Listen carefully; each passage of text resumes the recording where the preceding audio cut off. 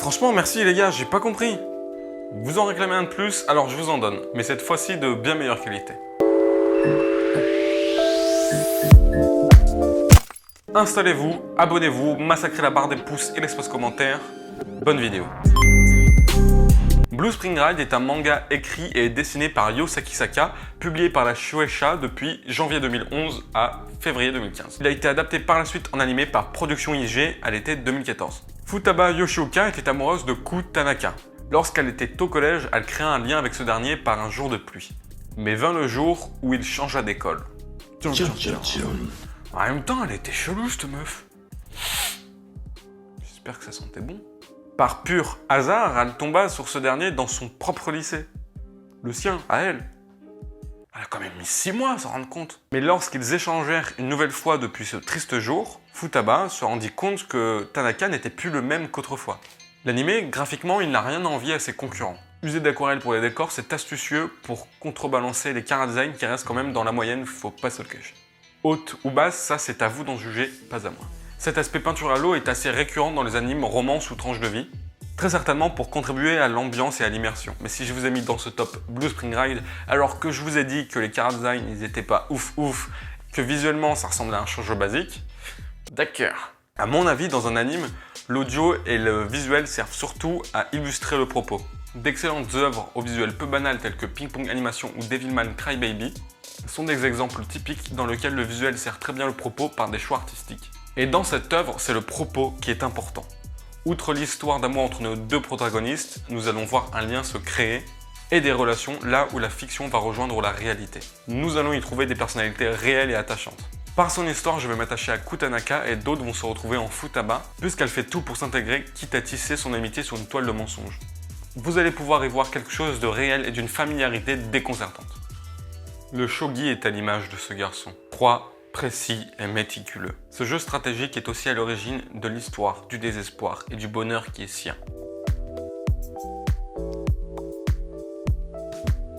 Je suis tombé dessus tout à fait par hasard. En scrutant la section animation japonaise de Netflix, j'aime profondément l'histoire que nous narre le protagoniste de cette histoire, Kiriyama Rei.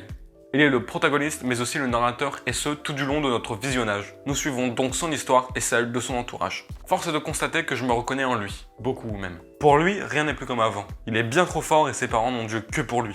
Ce qui suscite de la jalousie pour ses frères et sœurs mais aussi de la souffrance. Il ne veut plus de ça, plus de cet environnement hostile et de ce fait, il part faire cavalier seul. Et il erre sans fin, avec un sentiment de malaise et d'inconfort constant. C'est une sensation indescriptible. Ça se comprend, mais ça ne s'explique pas véritablement. C'est là qu'il nous parle des persécutions qu'il a subies et que son entourage a subies. Alors forcément, quand je vois un enfant de 5 ans se faire lapider dans la cour de récréation, je peux pas rester insensible. Car on retrouve aussi la maltraitance psychologique et le déni par rapport à l'adulte. Oh, mais ils ne font que s'amuser. Oui, c'est sûr, ce n'est qu'un jeu. Et pour le coup, dans Sangetsu no Lion, c'est vraiment traité avec finesse. Et de ce fait, il a reçu les hommages et les titres qu'il se devait d'avoir. Cette douce main tendue à ce jeune garçon enclin au désespoir. Et cette main, c'est celle d'une parfaite inconnue. Celle d'un foyer qui va prendre sous son aile notre cher Kiriyama. Cette famille, ses 3 sœurs et ce papy ont aussi eu leur lot de souffrance. Ça ne fait clairement pas partie de leurs valeurs et vont se construire grâce à leur prochain. L'homme est un animal social, rien n'est plus vrai que cet axiome. Se soutenir est important et Kiriyama l'intègre petit à petit. Quant aux personnages que nous avons appris à connaître au fil des épisodes, vont eux aussi évoluer petit à petit. La solitude est monochrome alors que la chaleur d'un foyer est une palette de couleurs vives.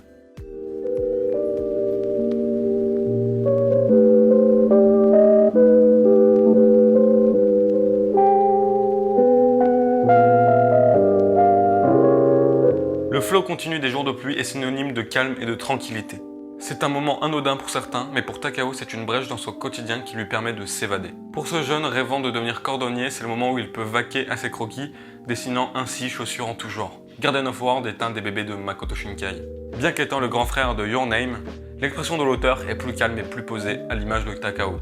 Il nous narre un quotidien, dur en été comme les autres à première vue. Mais son quotidien à lui, à Takao, va être bouleversé par une jeune femme qui tous les matins sirote sa bière et mange son chocolat. Une complicité s'installe mais sera interrompue de manière fortuite. La solitude et un passé quelque peu chargé font que nos deux personnages vont arriver à se comprendre mutuellement. Makoto Shinkai met l'accent sur un moment de vie plutôt que sur une action rapide et entraînante comme il a pu le faire dans Your Name. Ce moyen métrage de 3 quarts d'heure mise sur des bruitages et installé une ambiance sonore qui est en symbiose avec le visuel, qui sont d'ailleurs tous deux sublimes. De mon côté, ce film a été un électrochoc pour moi et vraiment un coup de cœur sur 20. La ville de Tokyo est sublime dans son gris austère autant que dans son bain de lumière. Le parc Ueno dans lequel une bonne partie de l'intrigue s'y passe y est magnifiquement représenté. C'est difficile de l'exprimer dans la langue de Molière, mais nous pouvons ressentir l'aura que dégage ce lieu. Je pense très sincèrement que c'est grâce à la bande son, à l'ambiance sonore et l'animation que j'ai pu le trouver à couper le souffle. Je ne pouvais pas m'identifier aux deux personnages, mais j'étais spectateur de ce moment de vie. Bien plus que derrière mon écran, mais bel et bien dans leur environnement à eux. Ce qui peut-être fait la force de Makoto Shinkai. Amour, haine, solitude et recherche de soi sont selon moi les thèmes qui représentent le mieux le trio d'aujourd'hui. Et il n'y a donc pas meilleur animé à présenter pour conclure cette vidéo. Je vous remercie d'avoir regardé ce présent vidéogramme, abonnez-vous, ciao!